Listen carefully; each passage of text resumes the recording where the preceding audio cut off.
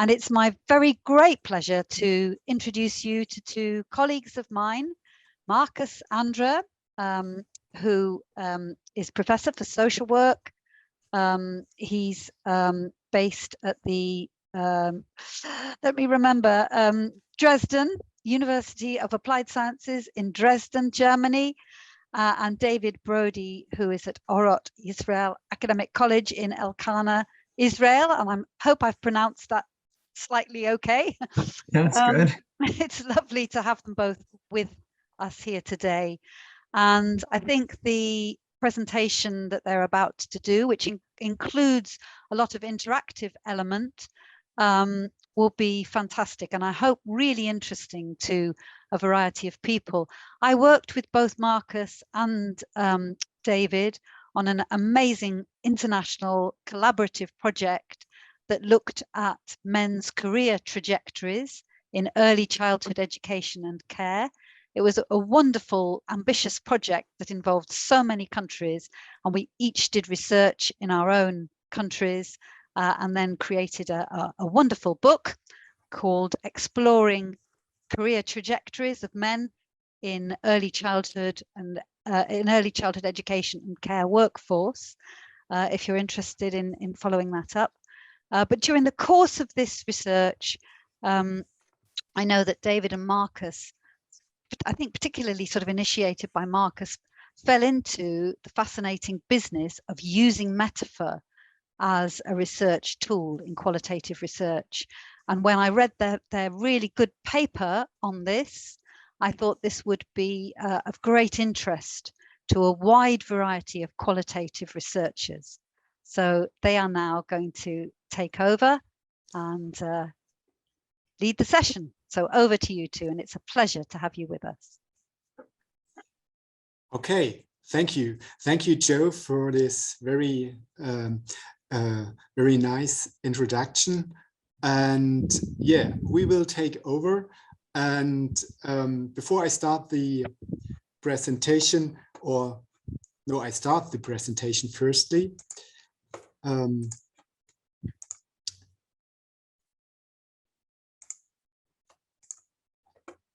So you should see the presentation mode now in the shared on your screen.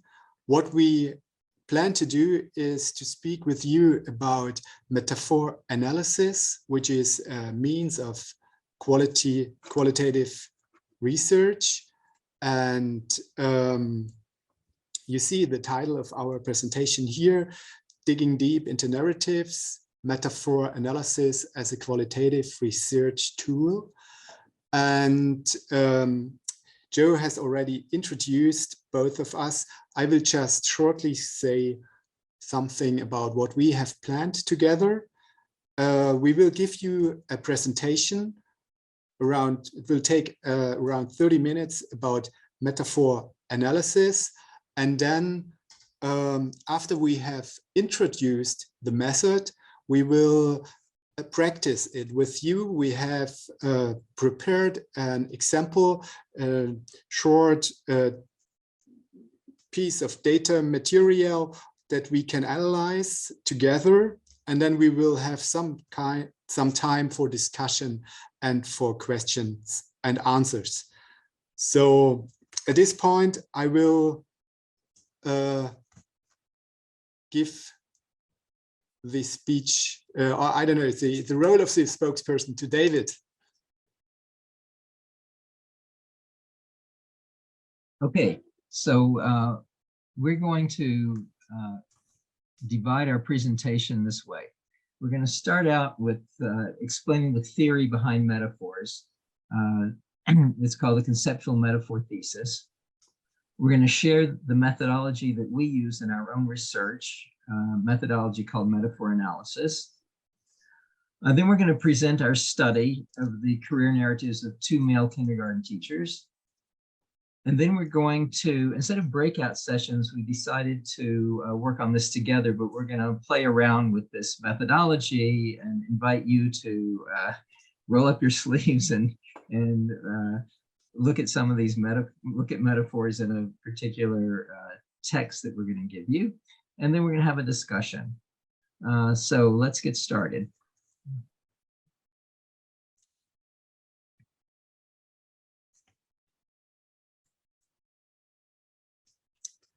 You see on the picture two persons wandering on a certain way or path, and this is just an example for what we are going to speak about here in this presentation. Just imagine there might be a short dialogue between those two persons. One says, "Life is a hard road to travel." And the second one replies, "Yeah, it's really bumpy." And what you see here shortly is how we use metaphors in our daily interactions to somehow explain things that are very complex and are somehow incomprehensible or even not easy to understand. For example, referring to what we understand as our life, our lifespan, or our way of life is something that is not easy to describe. And for that reason, very often we use metaphors. For example, we compare our life to a road on which we travel. You could even think about this metaphor, which is included in many folk songs about all the challenges we have to face in our life. And then it's very often compared to traveling on a certain road. So in the theory or the methodology we speak about here, we distinguish source and target. There's always a source for metaphors, which is our concrete experience. For example, walking on a way, on a certain way, walking for a certain distance. And we use this experience and link it to a target, to the target of the metaphor. For example, in that case, for explaining what is our personal experience of our life. And our previous research reveals the extensive use of metaphors in man's career narratives. And as you can see here in this example, this phenomenon pointed to the conceptual metaphor thesis, thus leading to the current investigation that we introduced to you here.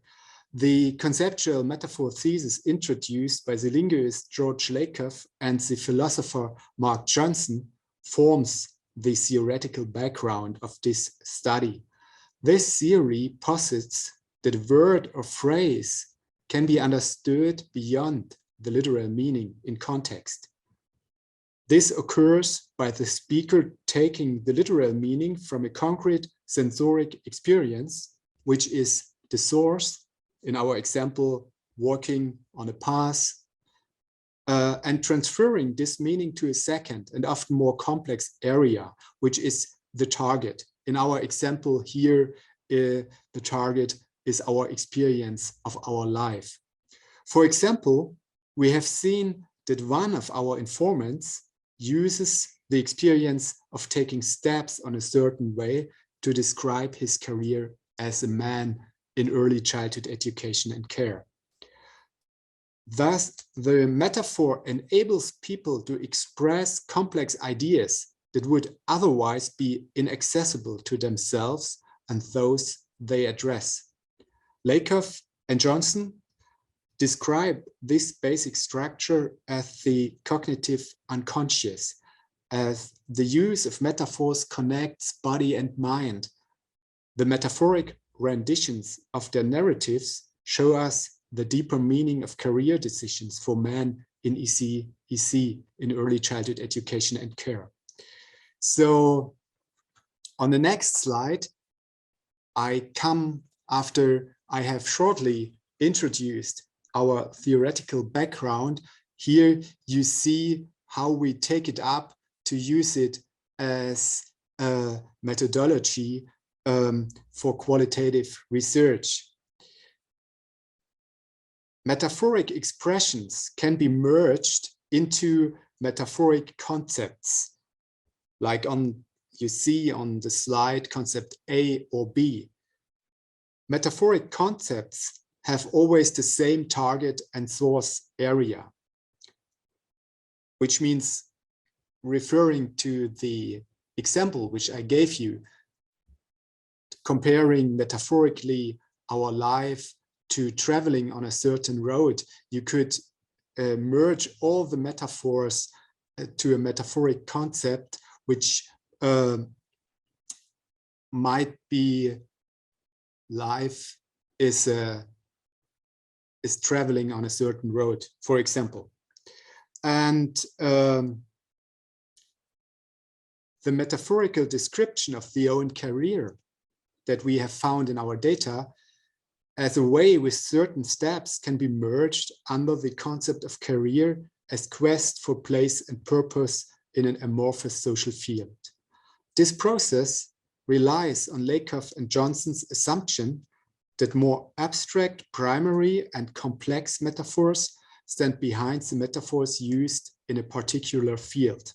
So the concept is like the abstract or complex structure in which we can merge all the metaphors that we use to explain a certain phenomenon.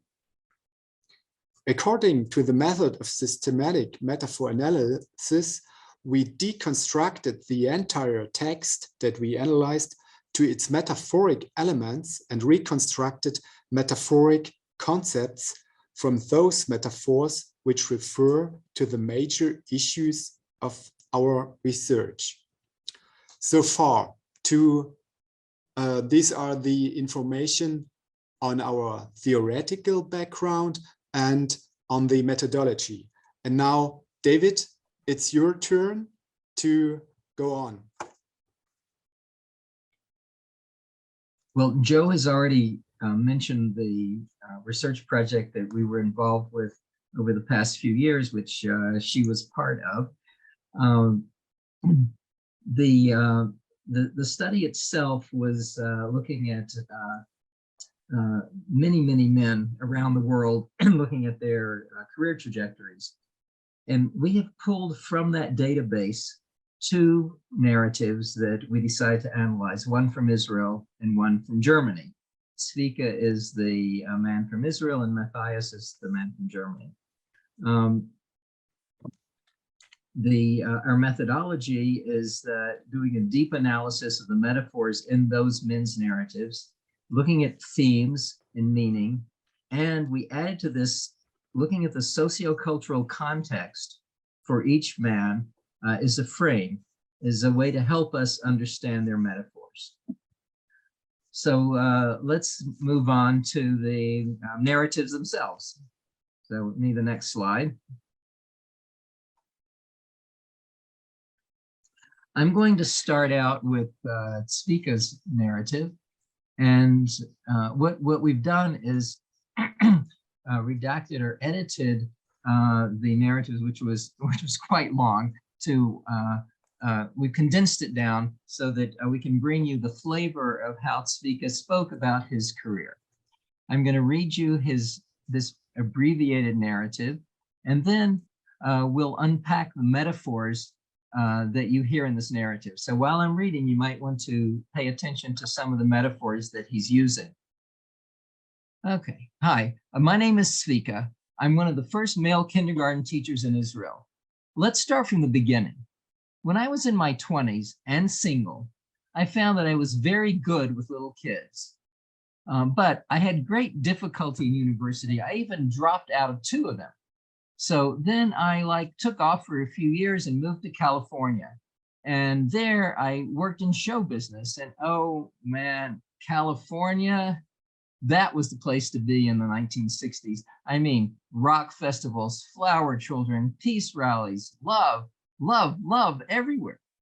And then I returned to New York, and being a natural with kids, you still needed that piece of paper, you know, diploma, teaching license, all that bull crap. I found this great program all about open education. I really learned so much there. You know what we do with little kids in first grade? We kill their sense of wonder. We take away their space. This thing that is blooming, you know, blooming, and then they get to first grade and you've got to kill it because you've got a curriculum to take care of. Anyway, so I finished the open education program in 3 years, and I liked it so much, I went on and got a master's in early childhood from the best program in the country. And then after graduation, I talked myself into a kindergarten job at the first Jewish open school in the world. And then what happened? That school was a high-pressured kind of place. So they come at me with workbooks to teach reading. And you know, I'm really a strongly principled person. I told them, no, you aren't going to put a workbook into my classroom. I will create students that meet all of your objectives without using this disgusting book. And so by the end of the year, my kids were better at reading than the kids in the other class. So that was it. My wife and I decided we were moving to Israel with our 3 kids. Now, moving to Israel in the 1970s as a male kindergarten teacher, that was something else again. First of all, the whole country was excited about me coming because they didn't really have male kindergarten teachers. Having a master's degree, I was the most trained early childhood educator in Israel. Well, things didn't go so well as I expected. I got a job teaching kindergarten, but my Hebrew wasn't that great. So I moved on to teaching music in kindergartens, and that was better. And then I decided to do my own thing. I opened a private kindergarten, and let me tell you, it was amazing, amazing. Well, about 10 years into that project, one spring I was up against very weak enrollment. I didn't have enough kids to make it work financially. So what could I do? Fire my psychologist? Fire my assistant teachers? I wasn't going to do that. So I closed the kindergarten because it's a business, and it's a terrible business. I'm very idealistic, and that sometimes clashes with people who run businesses. There's the practical versus the ideal, and I'm not good with the practical. So there you go. I really made a big difference for a lot of children, and then it ended, boom. And I spent 5 years unemployed until I found the right job for myself. I'm working with old people now, playing games and teaching songs. In some ways, it's a lot like working with little kids. So thanks for listening.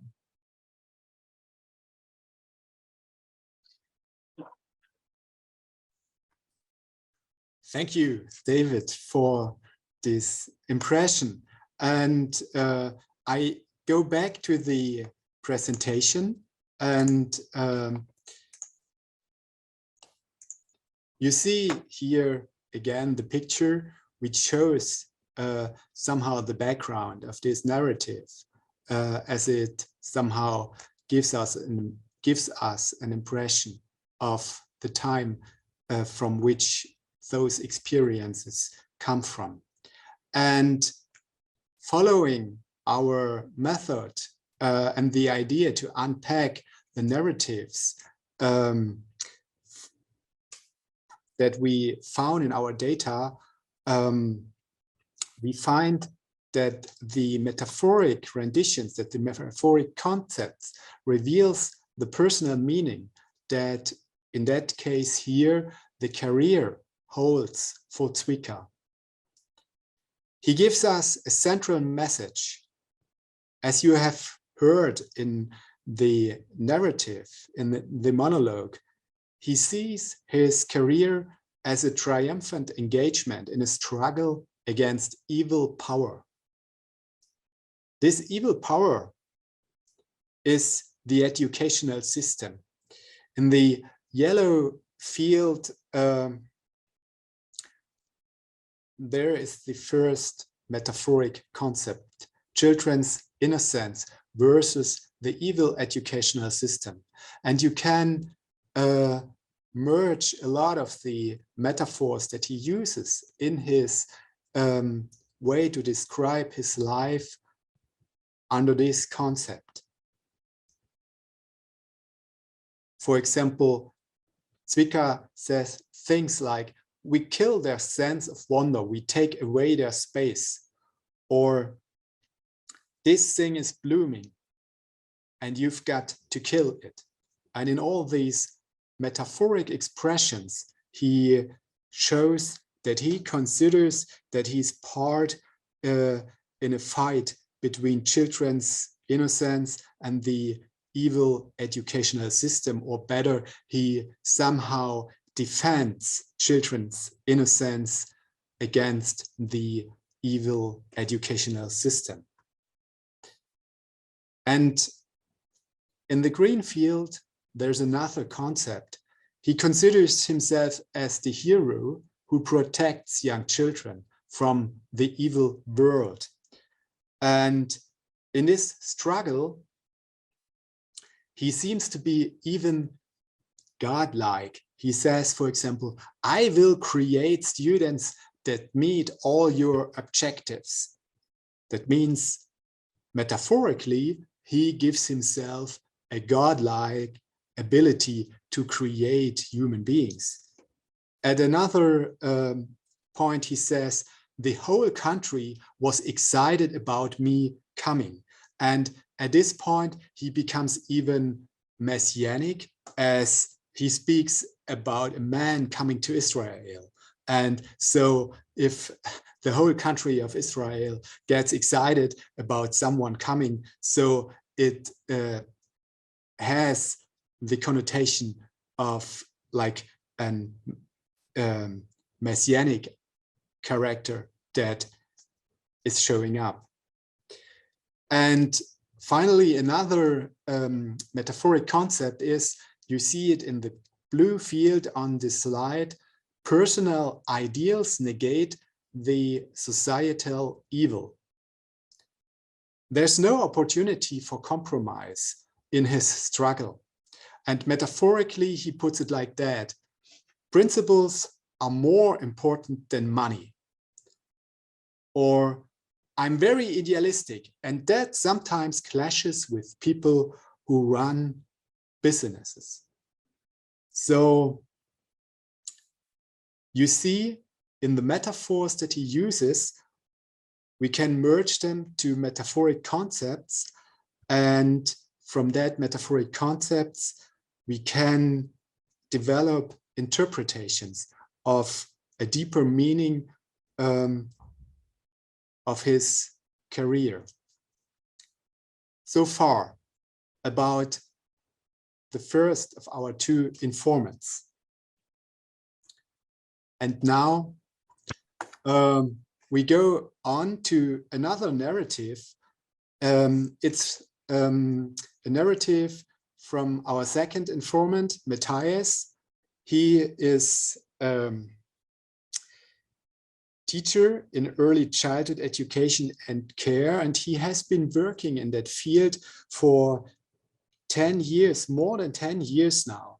And you see again here a picture, we will use it later again, which is somehow shows us his socio-cultural background.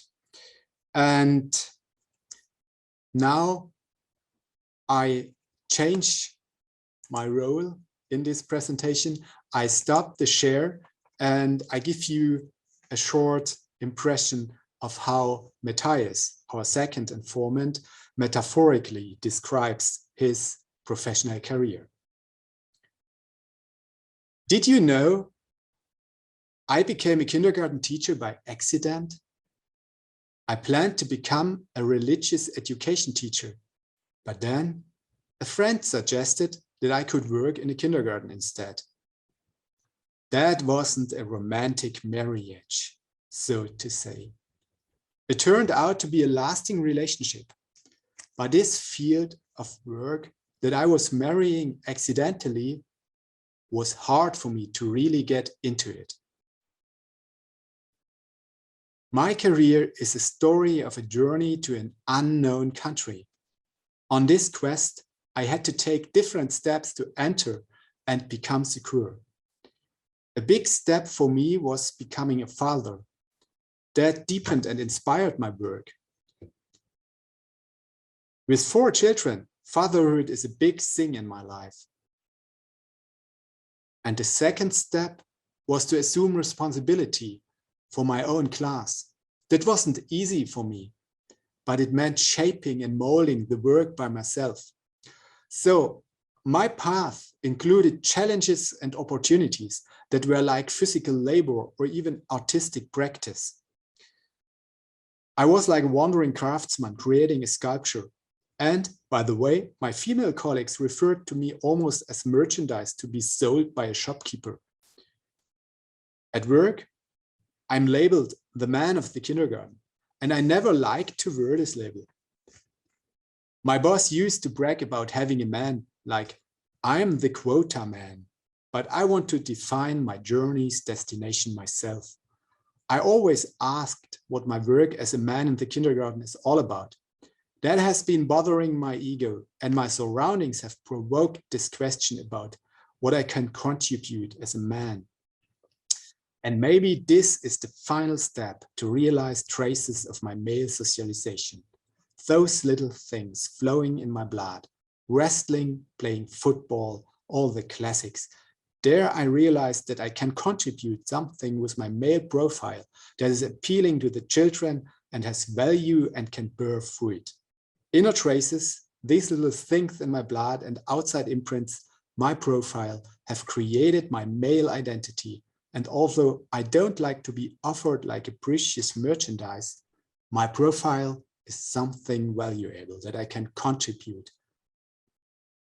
But I try to be modest because my profile is a powerful and very natural agent in a process. I have come a long way on my journey with a lot of challenges. And sometimes it seems like I'm in a movie where people drive on endless highways, or I'm in this folk song of the poor wayfaring stranger. My path has been steep, but I really see the beauty of these fields, which I can fertilize. So far, thank you for listening to this narrative. And again, I go back to the screen sharing, and David will give you some explanation what we have found in this narrative and in the metaphoric expressions Matthias uses. So in looking at Matthias's metaphors, and there's some very rich metaphors in that narrative, we came to the conclusion as we work through the process of the metaphors, the concepts, and then the central message, that for Matthias, his career trajectory is an answer to a calling. And we'll explain more about the calling in a religious sense when we get into the socio-cultural context. But this answer to the calling for him is cautious. It's step by step by step. The first concept that you see on the left is career is a quest. It's a quest for a place and for a purpose in this amorphous social field. He says, it was hard for me to really get into it. So the career is something you get into. It's one step at a time. And then the second one is literally about the steps. And maybe this has been the last step at work. So he sees that his career is a continuation of these stages, these steps. The second concept relates to pedagogy, his own pedagogy, and he sees pedagogy as physical labor and as artistic practice. The way he talks about his pedagogy in the first metaphor here is that that deepened and fertilized my work.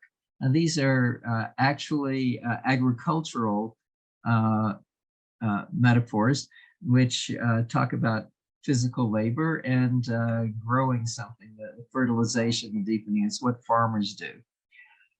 The second type of metaphor we found was that of an artist, that it meant shaping and molding the work by myself. We move on to the next concept, early childhood education, for him, was a field of economic exchange. He feels like he's a piece of merchandise. He's being marketed because having a man in a daycare center is a very prestigious thing, and he feels that he's being used in a certain sense. So what does he say? At work, I have, so to speak, the label. I'm the man of the kindergarten. A piece of merchandise has a label on it. He has a label. And another way he refers to himself is bringing with me a profile that is appealing to the children, that has value. And once again, a piece of merchandise in the store has value. It's worth a certain amount of money. And that's how he feels about himself. And so when you take these three concepts all together, the careers quest, pedagogy is physical labor, and the idea of economic exchange, you see a larger message coming to the fore. And once again, it's this answer to his calling. Okay, let's move on.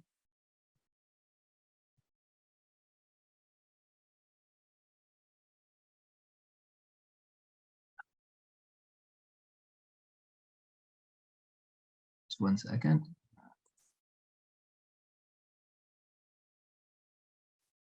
Now we move on to the importance of looking at the socio-cultural context to frame the metaphors and understand them more deeply.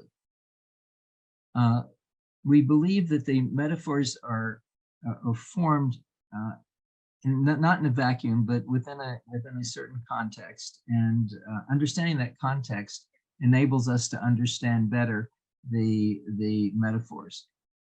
Let me show you how this context finds expression in Svika's metaphors. Svika was, he went out to California. He was a product of the 1970s. I hope that many of you out there are too young to know about or to have contact with the hippies, but he was a hippie.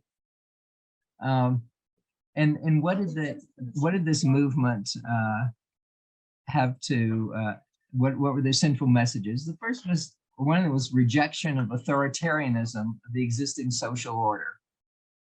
Another was alienation from formal education. Another was revolutionizing society. Another was romanticizing the natural goodness of children. And we see all of these aspects in Svika's metaphors. Let's move on to Matthias and his sociocultural context. In Matthias' case, it's very similar. It's very likely that the use of metaphors that we can find in the description of his career is based in the socio-cultural context where he comes from. He has been born in the 1970s in the so-called German Democratic Republic, the socialist East Germany. And Matthias comes from a very typical East German Protestant background. And these Christians, they constituted a minority under societal pressure. And in their belief, in their Lutheran Protestant religious tradition, the so-called calling is posited centrally. The term calling has been coined by Martin Luther. And the calling finds expression in an individual's position in the world.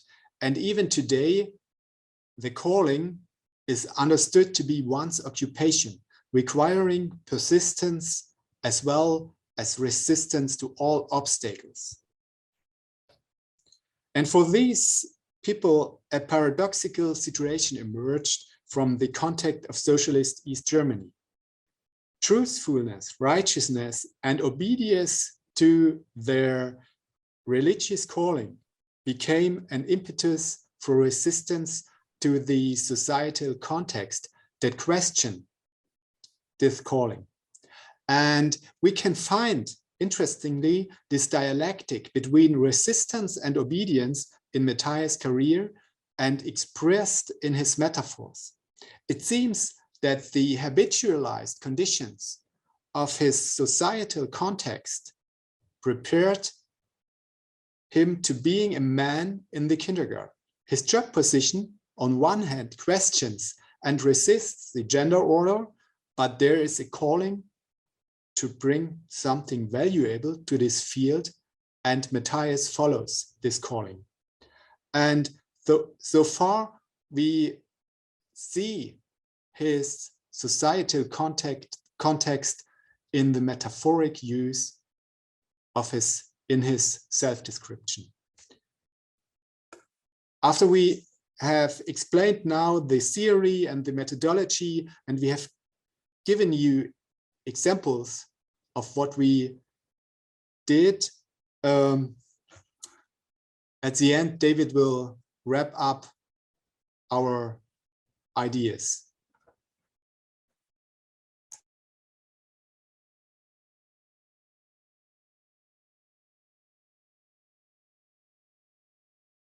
We have 4 takeaways that we'll share with you. The first is that metaphor analysis does enable us to give deep understanding that is not normally tapped with thematic analysis of narrative semi-structured interviews. It gives us a different window on the material.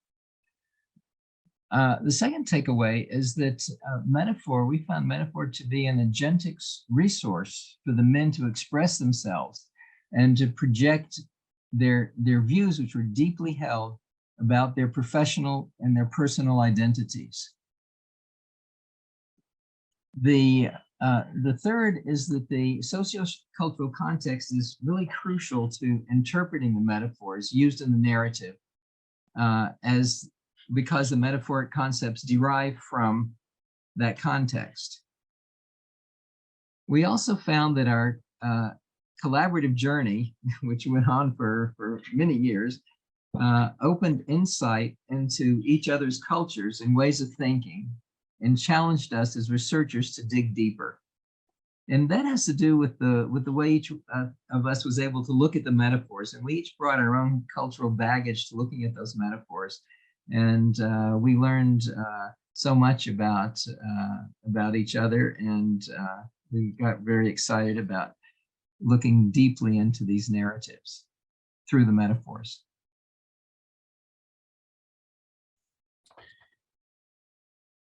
So far, this was our presentation. And with this information, we would like to introduce you to practice now some metaphoric analysis. And we have prepared some material to practice it. And as you see here, we all know him now, King Charles, and we took, I will soon give you the link to a Padlet. We took his first speech after Queen Elizabeth's death, and we thought that might be an interesting material to look for metaphors and then to merge them to metaphoric concepts. And actually, we planned to give you some time and space and breakout sessions. Unfortunately, this is technically not possible. And for that reason, we will do this here together in the class. And I just change the screen sharing. And then you see now the Padlet that we have prepared. And I copy the link of the Padlet in the chat, so that all of you could go there individually as well. And what we thought, you see, we have now we have many columns prepared, as we thought that you are in breakout session in groups, but anyway, the plan will be the same. What we would like to do is look in the King's speech for metaphors. You see all the explanations here in the first column. And when we find one, we will do it now here all together, as we would be in a class actually, and not in breakout sessions. And when we find a metaphor, we will put it here on posting, and we will look for the source and the target which is seen or which is in this metaphor. And then after we have collected metaphors, then we will try to merge them to metaphoric concepts. And the data you can download by yourself here. The speech, it's in the first column of the Padlet. Marcus, excuse me for interrupting. Yeah. I want to make another suggestion. My suggestion is that you put the speech up on the screen, and we scroll through it, and as we read it, people can speak up, and when they see a metaphor, and let us know, give us their idea about the metaphor, and then you can prepare the sticky note. What do you think of that? Yeah, that is even better. I just 1 second here. I will give you, we share this, we share the speech, and we have prepared an example, a metaphor from the speech.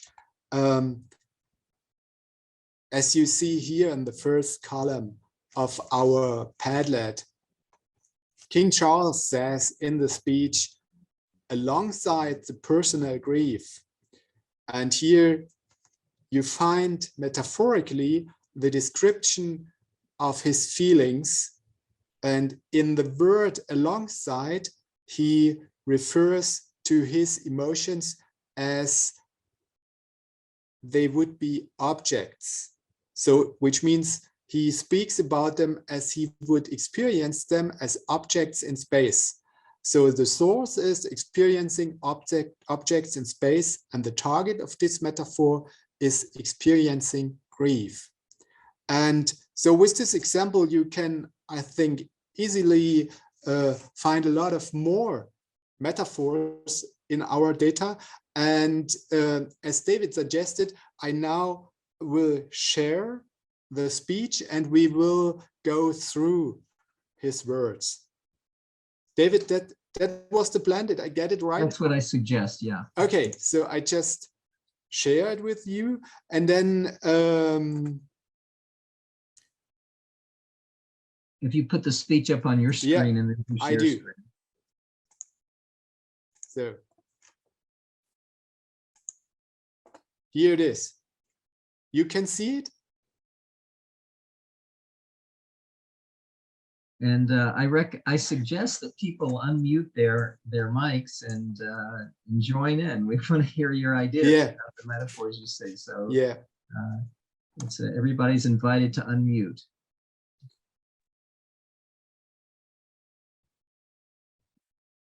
The speech starts with on line number 6, and you see it here. And you can look for metaphors. And if we find some, then we will put them on the Padlet. And if we have a lot of them, we can merge them to concepts. How about debt any family can owe on line 9? Which one? Line 9. Yeah.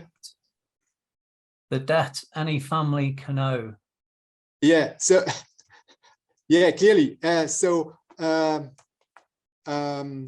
What do you think is the, I think this was Philip speaking? It is, sorry, Marcus, yeah, it's Philip.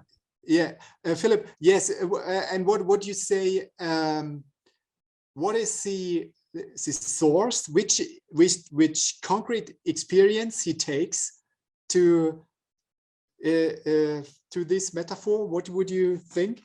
It's going to be a bit wordy to explain. I suspect he feels like there's some kind of balance of influence that she had on him and his family that needs to be somehow restored. I'm sorry, I can't explain that in shorter. Yeah, I would suggest you something. I just now you see in the screen share again, you see the Padlet, and I just duplicate one of the postings, and here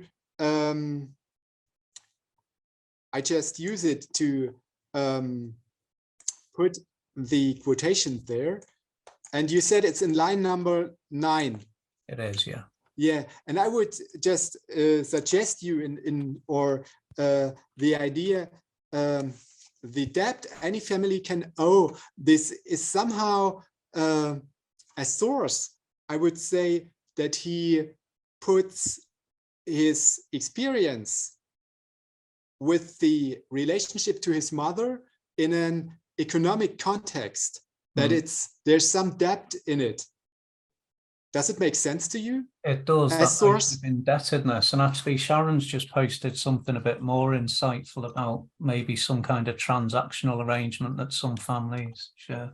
So I don't know if I spell it correctly. You said doubtedness as or I would say familiar relationships, which are actually already the target of the metaphor.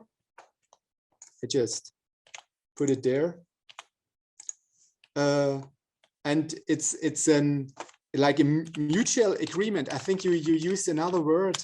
I'm not quite sure. Yeah, almost like a balance or something. Balance, yeah. Balance of payment. And Sharon spoke about transaction, I think. Yeah. So just we could see, or we could say roughly, I just update the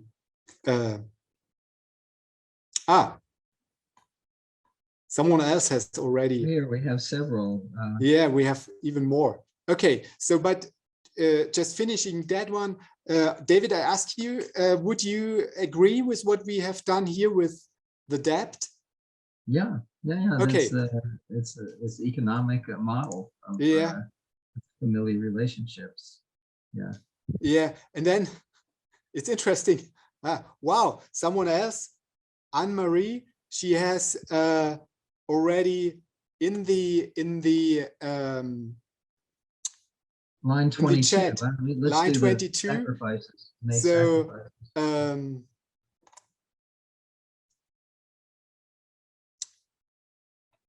yeah, I would just again, I just use the posting. I just duplicate it again, and then we have material to create a metaphoric concept. I think as again we have other economic renditions, I think. Sacrifices for duty. And line 3, pay tribute to my mother's memory.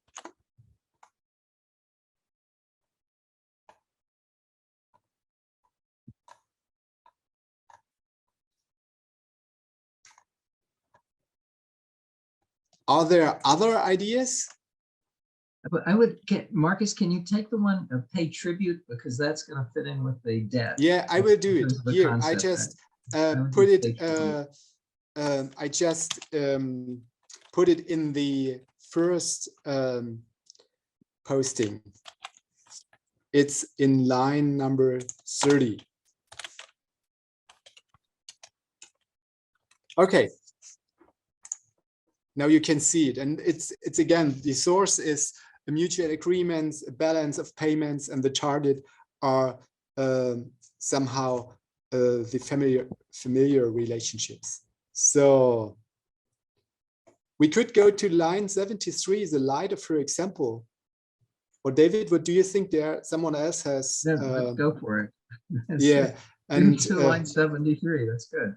We just look in the speech. I just changed the share. 73, what does he say there?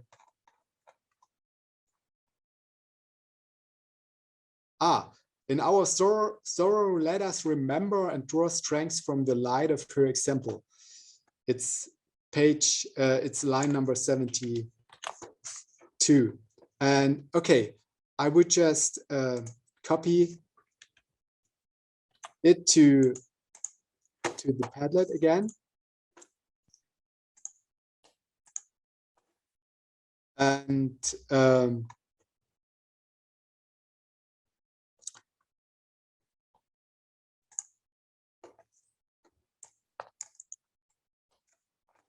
does anyone have an idea what kind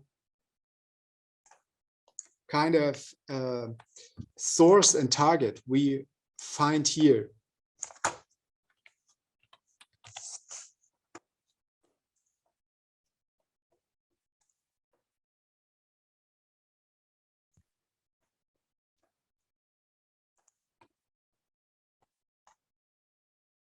So there was a suggestion in the chat.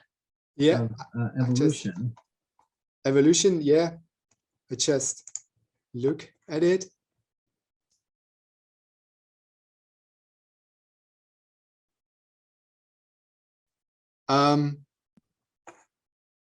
David, can you just tell what kind of about the suggestion in the chat, as I do not find it anymore? I didn't. I saw it flash on and then. Here. Sum of transformation, evolution.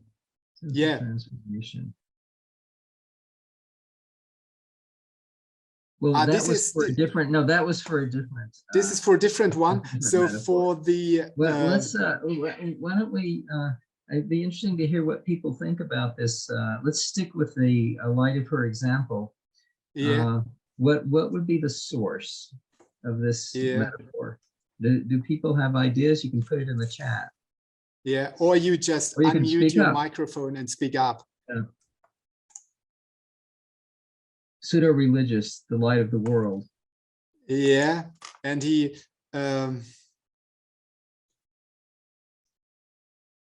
I myself would say, as in, my idea is here, or firstly we go to the chat as there are more. There is illumination. Yeah, illumination as helping others to navigate. Like a lighthouse. Yeah, like a lighthouse. So what we have, this I would say it's a very, very good idea for the source of this illumination as helping others to navigate, or a lighthouse. Okay. And what could be the target here in that case?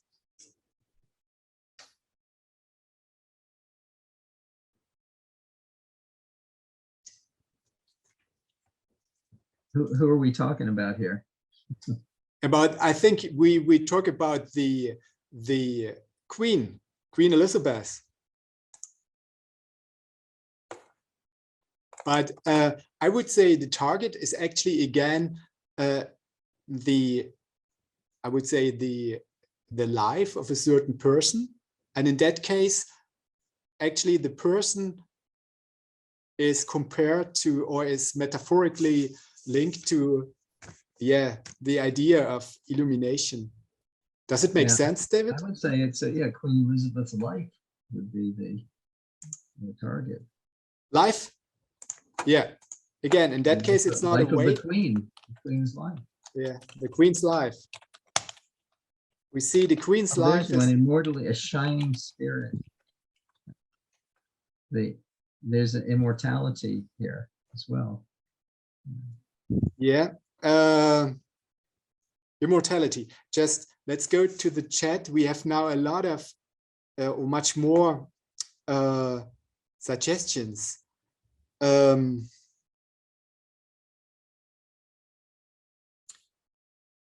Unserving. we have unswerving devotion, devotion never wavering. The two are very similar, line 23 and line 47. Yeah. Why don't we work on those? Yeah, okay. I just take them to the Padlet, and then we go, I would say we go, I duplicate the posting.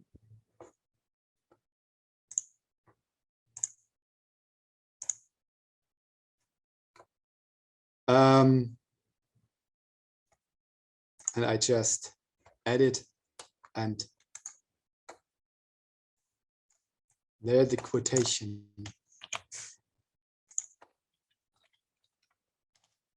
What could be unswerving devotion, and devotion never wavered.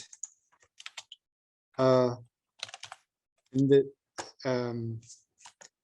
I think for the second example, my English is not good enough. I do not quite. For the first example, I would say there should be a W. Somehow it got misspelled. It's unswerving devotion. Unswerving. Okay. Yeah. Like that. Okay. Yeah. For me, it seems to have again an economic connotation, but I'm not quite sure in that case, as my English is limited. What could be the source of this metaphor? It's a stable. It's strong. It's a straight line. It's okay. The source is this line doesn't waver. It's straight. Okay, so we could say maybe the source is like a straight source of power, or a ongoing source of power, like a stream, a current. If it's in a ditch that goes straight, it's not going from one side to the next. Straight source. Power, or of it could be a light beam. It could be like a current, like a river. They're consistent and constant. It's straight. Instead of straight, you could use a consistent and constant, reliable, predictable. But this is again, I would say, consistent in concept. Did you say? That was in the chat. So, but this is the target. Constant, reliable, predictable. Yeah, consistent and constant.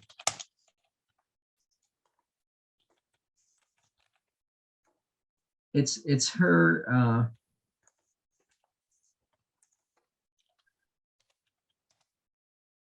It's what characterizes. It's her character. Yeah. So the target is the Queen's character.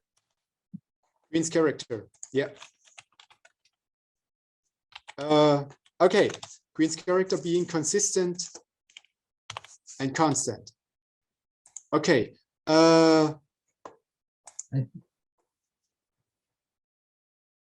I think because of the time, I would suggest that we take the metaphors that we've come up with so far, and we see if we can do something with them in terms of larger concepts. Yeah, I just see there is in the chat, there's Sally's posting. Maybe this could be the source of this here. Ship on course. That's yeah, it. Ship on course. He's a ship. Yeah, it's like a ship does not waver. That's yeah. Does it make sense? As the source would be a ship. Yeah. A ship on course. Yeah. So like a ship on course, not being blown by the wind, and though yeah, it's blown, but it's not affected. It's not. Yeah. It's not blown off course. Yeah. Okay. So David, you suggested we just go on with the examples we have in group 1. Yes. Yeah. In terms because of my time consideration. Yeah, it's true. So we could go on with merging them to the examples we already have to concepts. Can you make the the things smaller so we can see all of them on the Yeah, screen? of course we can, but there we go.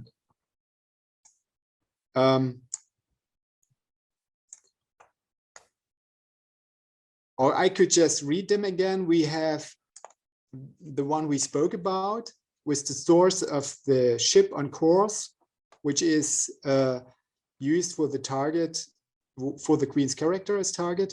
Then we have the light of her example, where we have the source of illumination and the target, the Queen's life. And then we have the debt that any family can owe or pay tribute to my mother's memory. There we have doubtedness and mutual agreement, balance of payments as a source, and the target of familiar relationships. So we have. I suggest that we take the first two, and let's see if people have thoughts about what concept could run through those first two. Yeah. So I have in the first group, you just I have now just these two left, and we could rename the group if we have ideas for a concept that we find for these two. So we invite people to consider what might be a concept here that each of these metaphors contributes to. Yeah, so it means we need to create a metaphoric abstraction where we can merge both metaphors.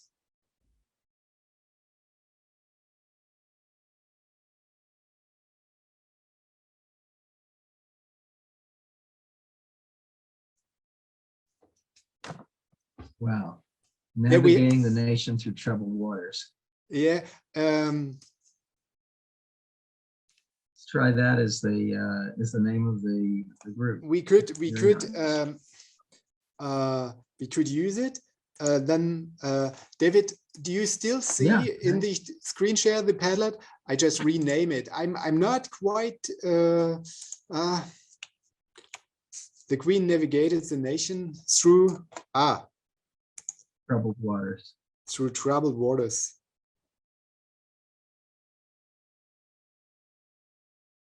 And then we have an alternative serving us. Yep. Be grateful. I'm wondering if this second one that Richard has suggested, and I ask you, Richard, if you think that would apply to our group two. It seems like it would work very well there. Just 1 second. I put the put it here. We navigated the nation through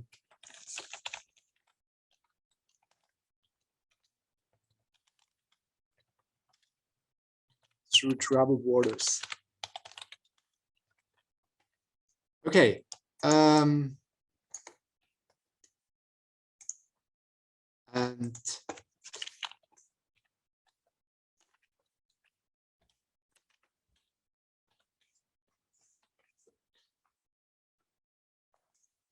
I just rename it, and then we could collect ideas.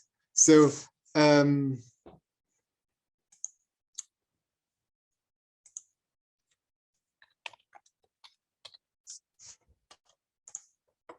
okay,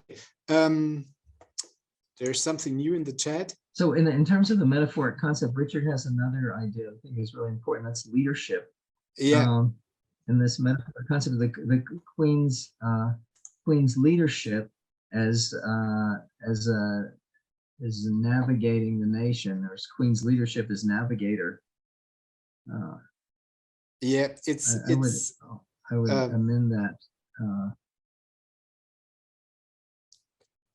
maybe the concept could be the queen is an outstanding and lasting character.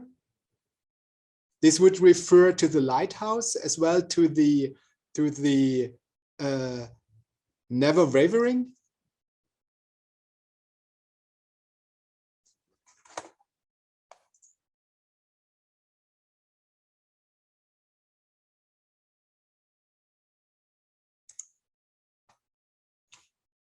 I just suggested in the posting Okay, here. well, I would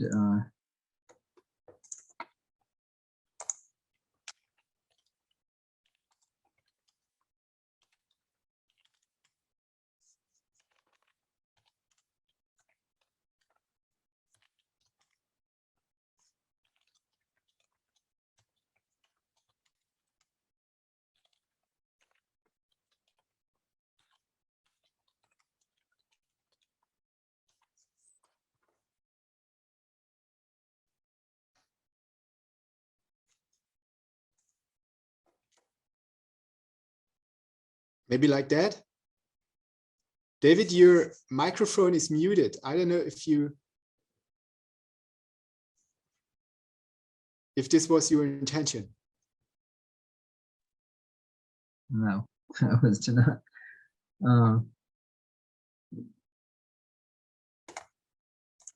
I'm having a hard time finding the concept. Where did you put the concept? The concept is, the ideas for the concept, I have put them in the first posting in the second column. Above of the Queen's outstanding, reliable character there. Okay. Yeah. Or all right. So or another a a broader concept would be, instead of using the word character, to use the word leader. Yeah, so maybe these metaphors do get at her leadership. Yeah, leadership. Yeah, we could say maybe like leadership is being light and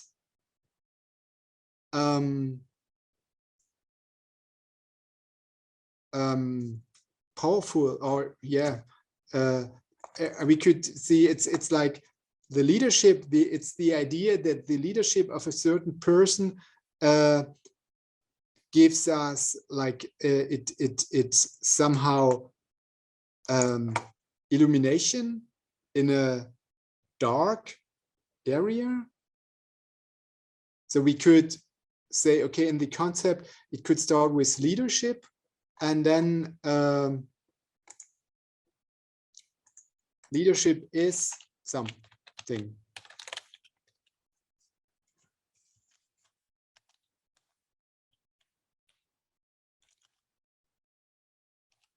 Leadership is a guiding power. What would you think about this, David?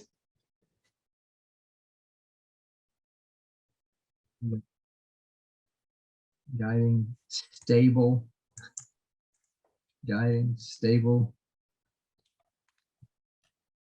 Is it written like that, stable, or? Yeah. Yeah, okay. I was not quite sure about the spelling. Okay. Good. I think that we should bring this part to an end. Yes. Maybe summarize and then move on. Yeah. David and Markus, I think that's a good idea, because it would be fantastic just to have one or two questions and reflections on undertaking this exercise, and on the input you've given us, if we have time for that too. So yes, by all means, now bring this to a close. Yeah. So why don't we stop screen sharing altogether, get everybody on the screen.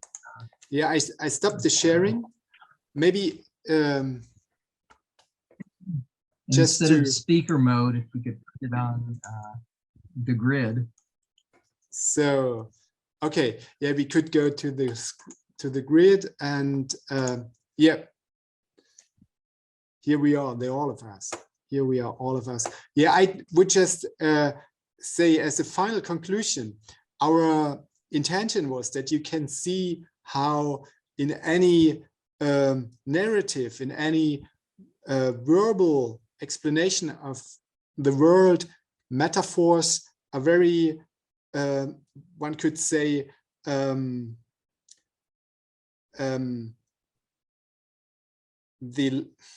material which everything is made from. And in the use of the metaphors, we can find deeper meanings, and we could, coming from that, we can find, we can create interpretations. And maybe we could use the time that is left for questions. And David, we prepared some questions, and I could just copy and paste what was actually on the slide in the chat, and then we could use them. That might be a good idea. Yeah. Okay. And if any, I don't know if Dee has control of this. If you could, we could see people's faces. Is there? Can we ask? Let's ask people to put their. Each person is.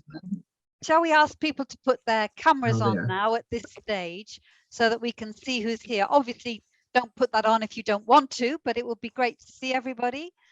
And then I think, I mean, we only have a very few minutes left, but I think it would be great, you know, for people to raise their hand or to use the facility to put up the yellow hand to indicate that you have a question or a reflection.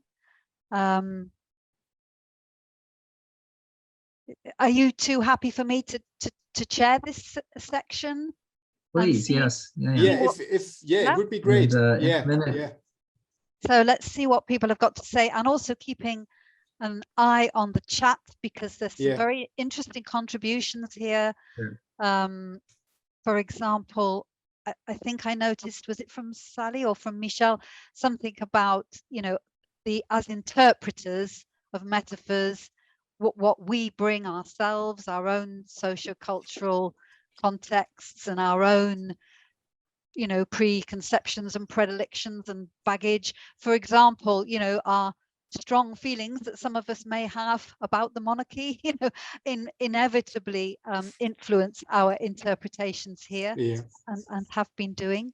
So yes, just raise your hand or use the yellow hand.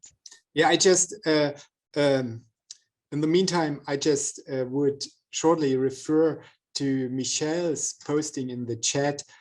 Maybe Joe, you already spoke about it.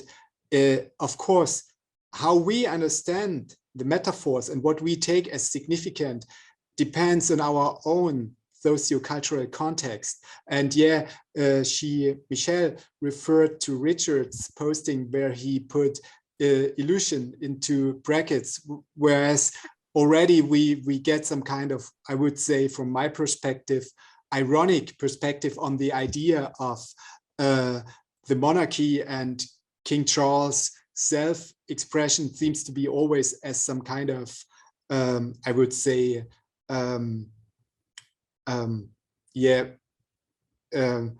pretending of a certain situation that we do not really see as real. So, but just so far, and I do not want to get too deep into British things. Okay.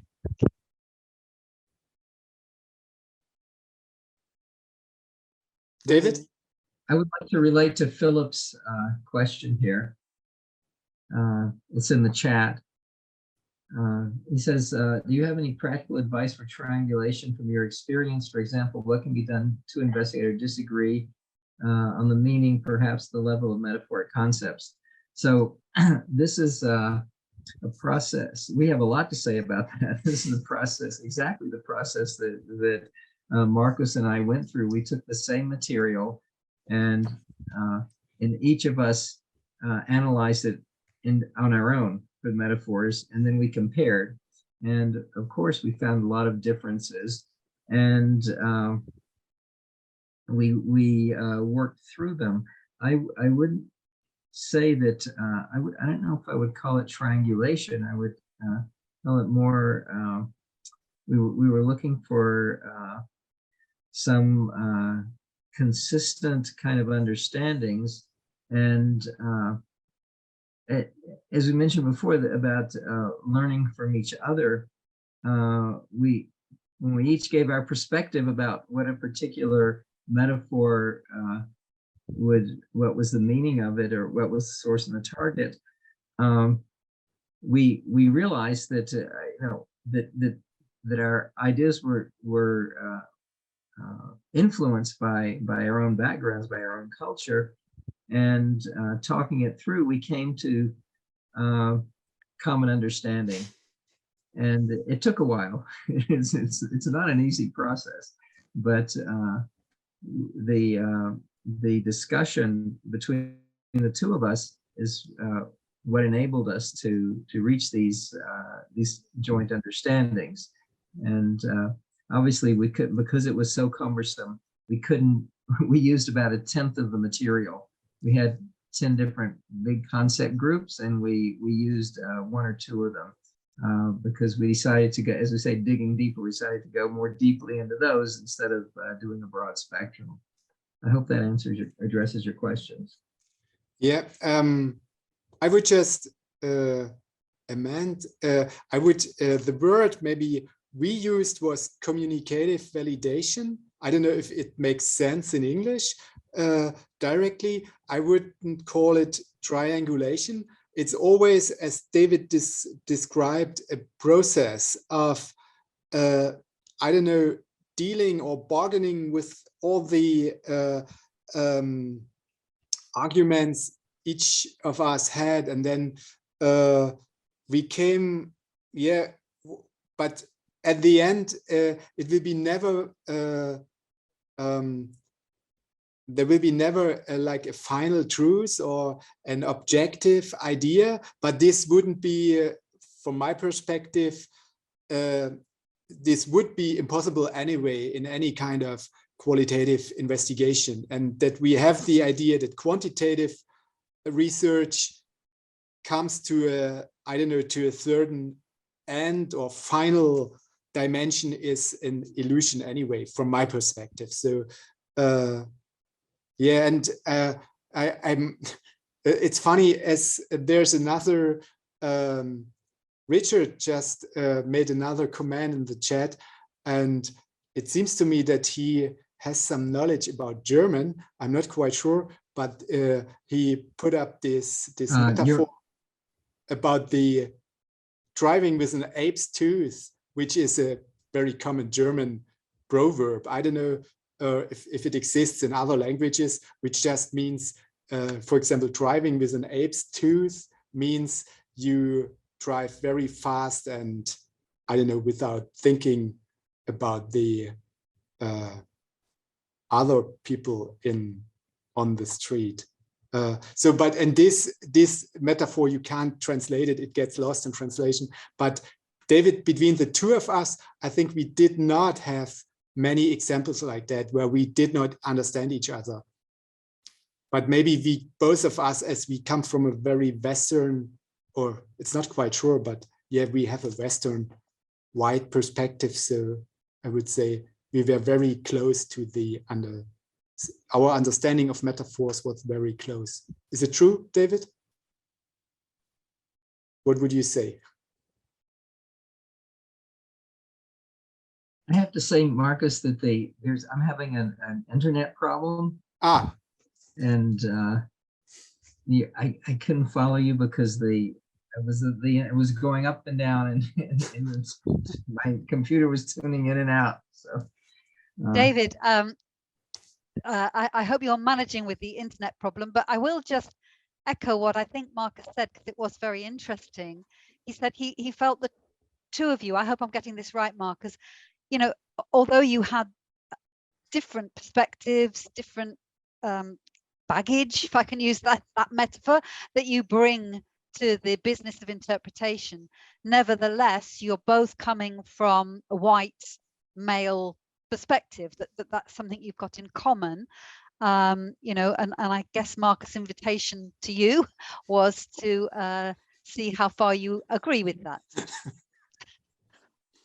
Yes. Oh, okay. Yeah, that's absolutely true. Yeah. I'd like to comment on Richard's chat here. This is about shared and unshared metaphors. I believe and I understand that metaphors are a way of communication, that they are intended for communication, that people use metaphors because they want to communicate a very complex idea or set of ideas in with this very precise or concise phrase, which is a metaphor. And I see that as our challenge. So if the metaphor is unshared, then as a researcher, I see it as my challenge to get into that person's head, and maybe by learning something about the socio-cultural context, something about the person, so that I can have access to what that person is trying to communicate, even if it's what he calls an unshared metaphor. And I wonder if, or I would just emphasize that from my perspective, one important aspect of metaphors is that they always link body and mind, as they very often refer to experiences which we do not have cognitively reflected about. It's like, for example, we had the idea of the queen as a lighthouse, as some power that illuminates in the dark. This is an experience we have, like coming from, I don't know, having the experience as children reading books in the dark with a torch, for example. And we have those experiences, and that's why metaphors, one could say they go straight into our, I don't know, they lead straight to our corporeal experience, and though we are very touched by it. And if, for example, King Charles, if he wants to impress with his speech for whatever reason, he will use metaphors that are understandable by us. And it's very likely, we spoke about the unshared metaphors, that those economic references on familiar relationships, that they are from other cultural perspectives, as seen from the, for example, Ubuntu philosophy in African countries, that they are totally senseless, as no one would refer to the family as some kind of a relationship of balanced, I don't know, credit. So I want to thank you both. I mean, I've found that absolutely fascinating. And I think what you were just saying, Markus, particularly about mind and body, and the way a metaphoric, an analysis of metaphor can somehow get at not necessarily kind of deeper implicit meaning, but often emotional kind of vividness, I think, too. I was really struck by that in your first exposition of the two men, Matthias and Visak. So, that was really strong. Zvika. And I just want to pick up on a question that's come up a couple of times from Xiao Zhang. He's saying, for the rest of us to take this on, to take this forwards, is analysis of metaphor sort of different from doing thematic analysis? I would say it's very much part of doing thematic analysis, that actually focusing on metaphor might be a way forward within a thematic analysis. Just trying to answer this question, the difference might be that if you use metaphors, you are somehow closer to the, I don't know, unconscious part of your mind, or your personal experience from, for example, very early stages of life, where for example, we always would define happiness as something that goes up, and we all have very likely experiences that our parents have lifted us when we were very small babies, or our fathers have thrown us and we were very happy about it. And those experiences, they guide us, for example, to the idea in our daily life that we would always say happiness, if happiness has a direction, is going up, it is going up. And so, which means answering the question, I would say with thematic analysis, we are kind of like on a more intellectual or cognitive level, whereas with metaphors, we always could go back further to earlier experiences and very deeper meanings, which are not logical, as there's no sense in happiness as in direction, but we are all convinced by it. It's understandable. For example, thumbs up means everything is fine. Again, the direction goes up. Or in the other, if you see the other direction, we refer to any trees with hanging branches as some, I don't know, weeping trees in English as well. And we could check about the names of the trees with branches going up. They are very likely seen as metaphoric examples of happiness. So I want all I want to say is that might be the difference between metaphoric and thematic analysis. Very much closer to our deeper experience. Thank you. Well, that was a very convincing argument about the difference, and you know, and in the course of doing that, kind of persuading us of the value of doing metaphoric analysis.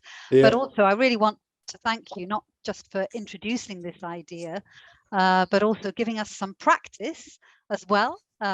You know, I can see from people's parting comments that they've enjoyed this practice very much. They've enjoyed the whole session. And thank you too for putting up the name of your paper there. So I'd encourage people to read that paper. Maybe David, we could share the paper anyway as a PDF file. Maybe Joe, we can do it via your resources. Yes. You could do, and we'll send it to Joe, and then you can. I'll probably pass it on to D actually. Okay. Yeah. Or we pass it to D. Okay. But before everybody goes, I want to tell you about the next presentation in this session, our next departmental research seminar. So next time, it's the 14th of June, the usual time. And this will be presented by two members of our department, Murray Saunders and John McGovern. Murray is in the Department of Educational Research, and John McGovern is a higher education consultant. And their title is Higher Education as a Soft Power Mechanism, using a practice-based realist approach to evaluative inquiry. So I hope some of you may be interested in that, and you may certainly have colleagues who are interested, so spread the word about that.